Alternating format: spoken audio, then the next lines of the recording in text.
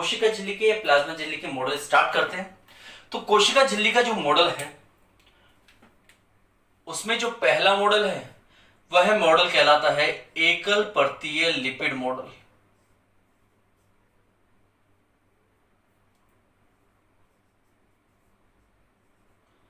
एकल परतीय lipid model, ठीक है। इसे इंग्लिश में कहते हैं सिंगल लेयर्ड लिपिड मॉडल, ठीक है। यह है पहला मॉडल जो कोशिका झिल्ली के लिए दिया गया था। वैसे हम जानते हैं कि कोशिका झिल्ली जो है वो दो पदार्थों से बनी हुई है, एक है आपका प्रोटीन और एक है आपका लिपिड, ठीक है। पिछली वीडियो में हमने देखा था कि कोशिका झिल्ली जो है लिपिड और किससे बनी हुई है, प्रोटीन से। इसके अलावा इनके अंदर कुछ मात्रा में क्या पाई जाती है, शर्करा। ये कितना परसेंट है, 40%। ये कितना है, 58 to 59%। और ये कितना है, 1 to 2%। ये हमने पिछले वीडियो तक देख लिए थे, ठीक है। आज जो इस वीडियो में है उसमें हम स्टार्ट करेंगे इसके मॉडल को। तो हम ये जानते हैं कि कोशिका झिल्ली 3 चीजों से बनी है, लेकिन यह बात है सन 1902 की। सन 1902 में एक वैज्ञानिक आया जिनका नाम था ओवरटोन। और ओवरटोन कहते हैं कि कोशिका झिल्ली केवल और केवल किसकी बनी है, लिपिड की। मतलब कोशिका झिल्ली में ना तो कोई प्रोटीन होगा ना ही कोई शर्करा के अणु होंगे, सिर्फ और सिर्फ क्या होगा, लिपिड होगा। और उस लिपिड की भी क्या पाई जाएगी, एकल परत। मतलब कोशिका झिल्ली सिर्फ और सिर्फ लिपिड के अणुओं से बनी हुई एक परत के रूप में दिखाई देगी और इसके अलावा इसमें कुछ भी नहीं पाया जाएगा। यह है कोशिका झिल्ली का पहला मॉडल। इस मॉडल में क्या बताया गया कि कोशिका झिल्ली सिर्फ किससे बनी है, लिपिड से। और लिपिड की भी कैसी है, केवल एक परत है, ठीक है। तो यह मॉडल सन 1902 में दिया गया। किसके द्वारा दिया गया, ओवरटोन के द्वारा। ओवरटोन क्या कहते हैं कि कोशिका झिल्ली केवल किससे बनी है, लिपिड से। और लिपिड की कैसी है, एकल परत। बात समझ में। तो यह था आपका पहला मॉडल जिसे सिंगल लेयर लिपिड मॉडल कहा जाता है, ठीक है।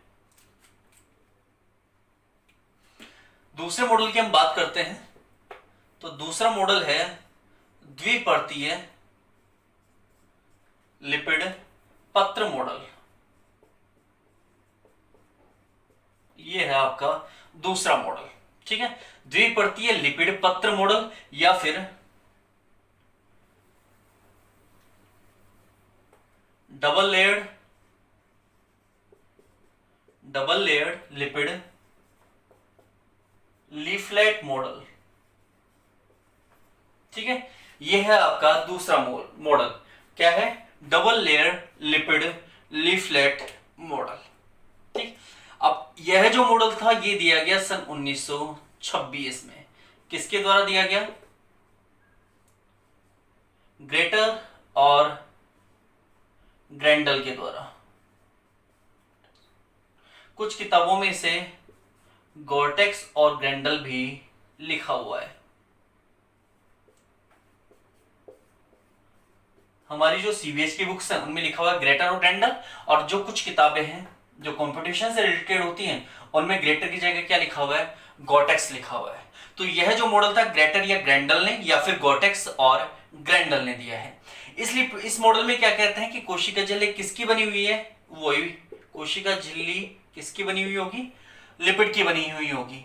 लेकिन यहां पर लिपिड की कितनी परतें होंगी, डबल परतें होंगी। कैसी परत होगी, दोहरी परत होगी, डबल लेयर होगी। और ये डबल लेयर कैसे होगी, पत्र के समान, मतलब है लीफ के समान, पत्ती के समान।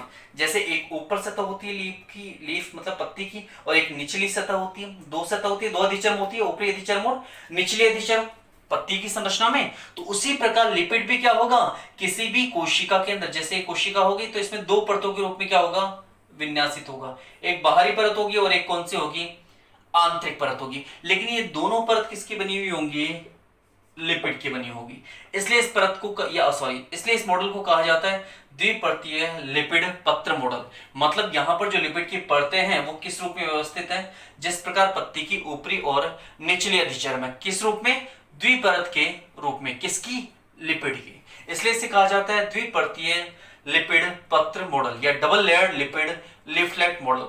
कब दिया गया, सन 1926 में। किसने दिया, ग्रेटर और ग्रैंडल या फिर गोटेक्स और ग्रैंडल ने। क्या कहते हैं कि लिपिड से बनी हुई है कोशिका झिल्ली, लेकिन लिपिड की कितनी परतें हैं, 2 परतें हैं, एक बाहरी परत और दूसरी आंतरिक परत। ठीक है, किसके समान, एक पत्ती की अधिचर्म के समान। इसका नाम है double layer lipid model, double layer lipid leaflet model. ठीक है, यह हो गया आपका दूसरा मॉडल। उसके बाद आएगा तीसरा मॉडल। तीसरे मॉडल को कहा जाता है सैंडविच मॉडल।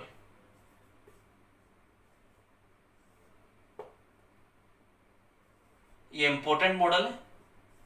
तो तीसरे मॉडल का नाम क्या है साहब, सैंडविच मॉडल। यह मॉडल सन 1930 में दिया गया है। कब दिया गया है, सन 1930 में। किसने दिया, डैनियल और डेविसन नामक वैज्ञानिकों ने। 2 वैज्ञानिक थे, डैनियल और डेविसन। इन्होंने कौन सा मॉडल दिया, सैंडविच मॉडल। इनके अनुसार कोशिका झिल्ली प्रोटीन तथा लिपिड से मिलकर बनी होती है।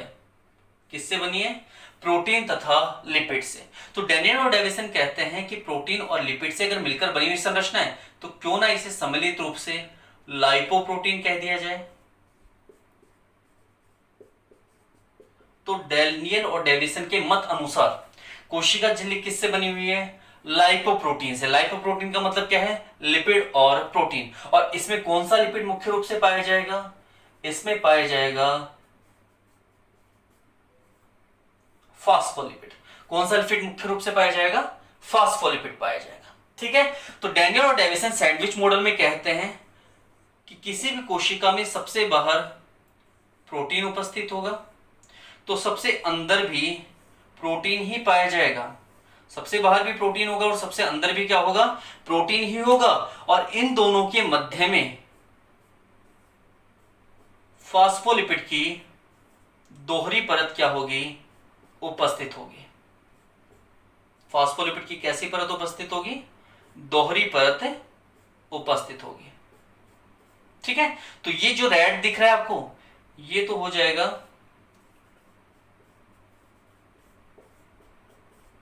फास्फोलिपिड, और ये जो आपको राउंडेड स्ट्रक्चर दिख रही है ऊपर और नीचे, ये हो जाएंगे प्रोटीन के अणु।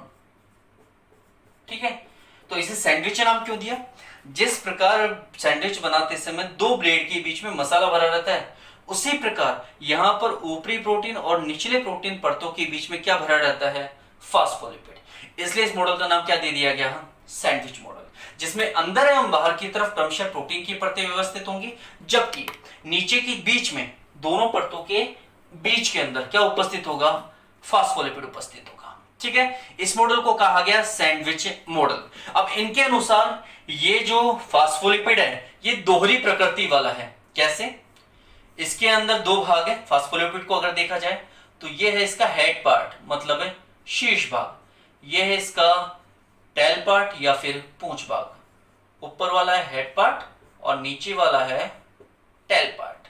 ठीक है, शीर्ष भाग और पूंछ भाग। ये जो शीर्ष भाग होता है ये कैसा होता है, जल रागी, हाइड्रोफिलिक, मतलब जल के साथ स्नेह दर्शाने वाला, जो ऊपर किसके साथ जुड़ा होगा, प्रोटीन के साथ। जबकि नीचे जो आपको दिख रहा है वो कौन सा है, पूंछ वाला भाग, और ये कैसा होता है, जल विरागी।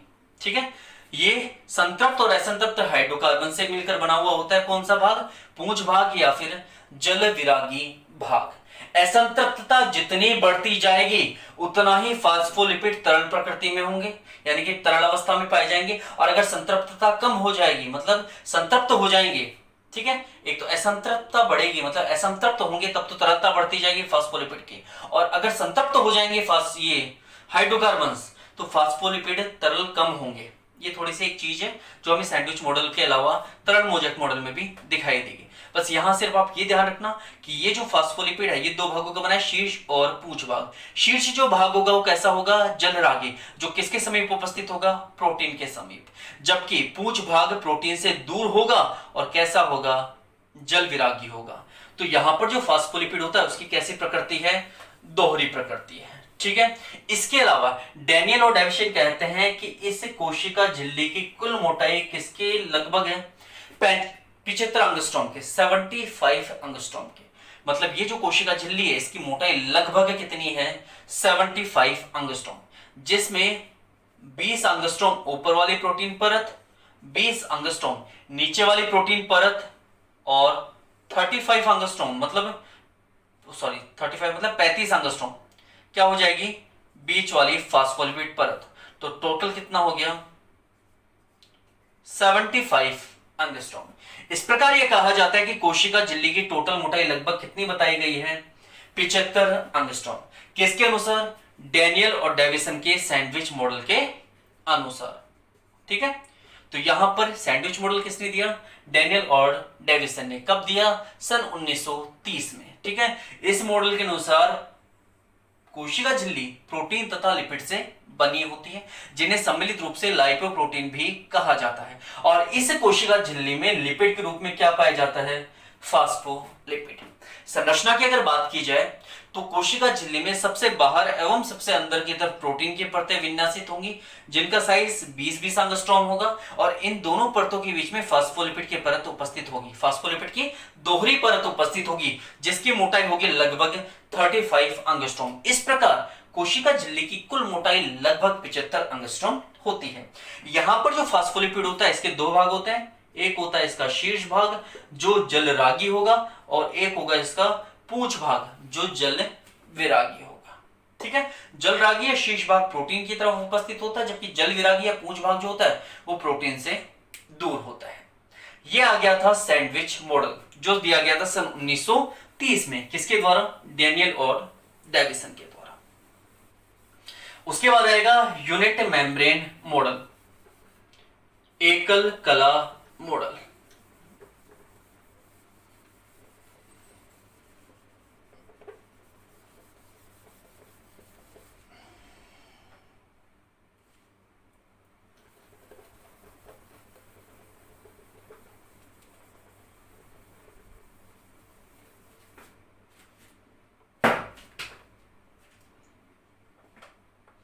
उसके बाद आएगा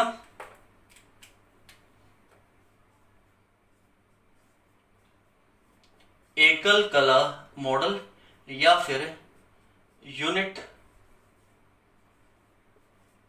मेम्ब्रेन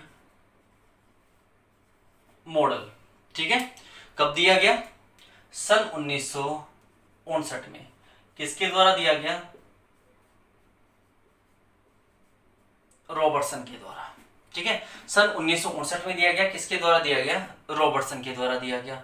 ये क्या कहते हैं, ये कहते हैं कि किसी भी कोशिका में 75 एंगस्ट्रॉम से बनी हुई क्या पाई जाती है, कोशिका झिल्ली, जिसमें सबसे बाहर कौन व्यवस्थित होगा, प्रोटीन। सबसे अंदर भी कौन सी परत व्यवस्थित होगी, प्रोटीन की, जिनकी मोटाई होगी लगभग कितनी, 20-20 एंगस्ट्रॉम।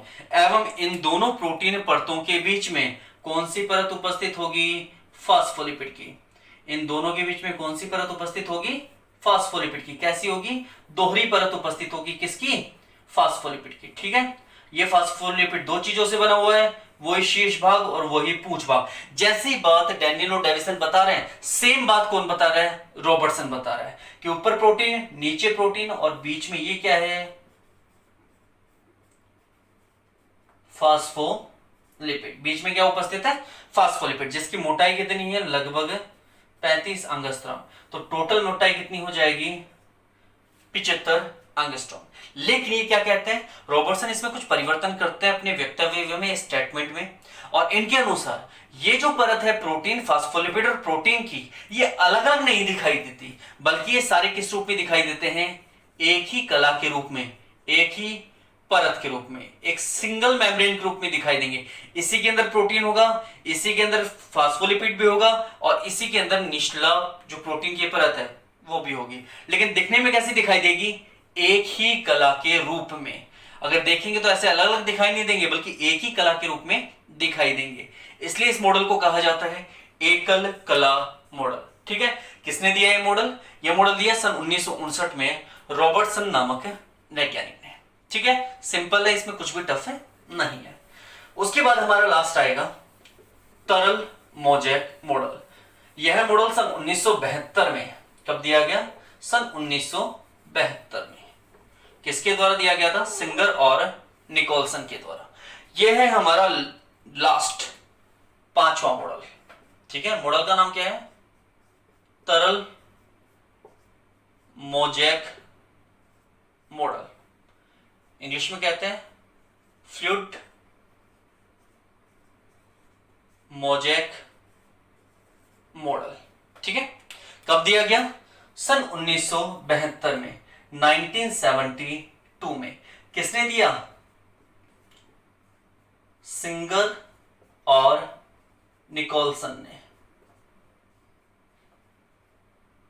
किसने दिया है? सिंगर और निकोलसन ने। और इस मॉडल में क्या कहते हैं? इस मॉडल में कहते हैं कि यह एक विशेष प्रकार का कोशिका झिल्ली को प्रदर्शित करने वाला मॉडल है, जिसमें जो फास्फोलिपिड होंगे वो फास्फोलिपिड अर्ध तरल या फिर तरल अवस्था में पाए जाएंगे, जबकि जो प्रोटीन होंगे ये प्रोटीन मोज़ेक के रूप में फास्फोलिपिड रूपी तरल में तैरते हुए नजर आएंगे। ठीक है, सिंगर और निकोलसन क्या कहते हैं अपने इस मॉडल में? ये कहते हैं कि फास्फोलिपिड जो होगा ना वो एक तरल के रूप में पाया जाएगा, और इस तरल में कौन तैरते हुए नजर आएंगे? प्रोटीन तैरते हुए नजर आएंगे। इसलिए इस मॉडल को कहा जाता है तरल मोज़ेक मॉडल। मोज़ेक मतलब एक ठोस सी संरचना है, जैसे समुद्र है, समुद्र के अंदर कोई बर्फ से बना हुआ छोटा सा द्वीप तैर रहा हो तो उसे कह देंगे मोज़ेक। ठीक है, तो यहां पर क्या है? यहां पर फास्फोलिपिड रूपी तरल है, और उस तरल में कौन तैर रहा है? प्रोटीन तैर रहा है। किस रूप में तैर रहा है? एक मोज़ेक के रूप में। ठीक है, इसलिए इस मॉडल का नाम क्या है? तरल मोज़ेक मॉडल। इसके अलावा सिंगर और निकोलसन कहते हैं कि यहां पर जो प्रोटीन पाए जाते हैं उन प्रोटीनों को दो भागों में बांटा जा सकता है। एक आंतरिक प्रोटीन, इन आंतरिक प्रोटीनों को इंट्रिंसिक प्रोटीन या फिर समाकल प्रोटीन भी कहा जाता है, जबकि दूसरे जो प्रोटीन यहां पर उपस्थित हैं उन्हें बाह्य या परिधीय प्रोटीन कहा जाता है। ठीक है, तो सिंगर और निकोलसन कहते हैं कि यहां पर दो प्रकार के क्या है?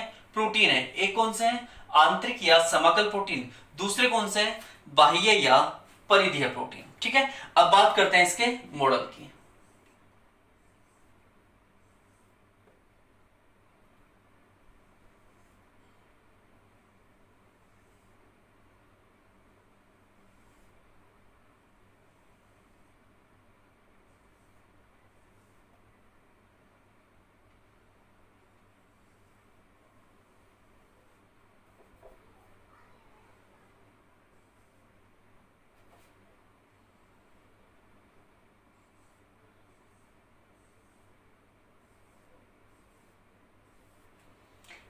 ये प्रोटीन है सारे, जितने भी, ये भी प्रोटीन, ये भी प्रोटीन, ये भी प्रोटीन, ये सारे प्रोटीन।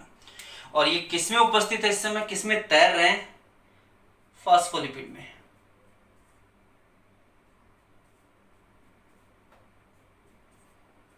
ये क्या है? फास्फोलिपिड है।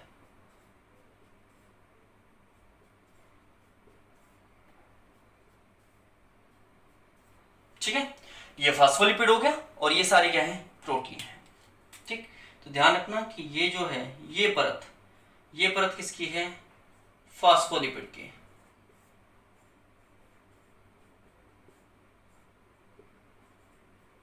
किसकी है ये परत?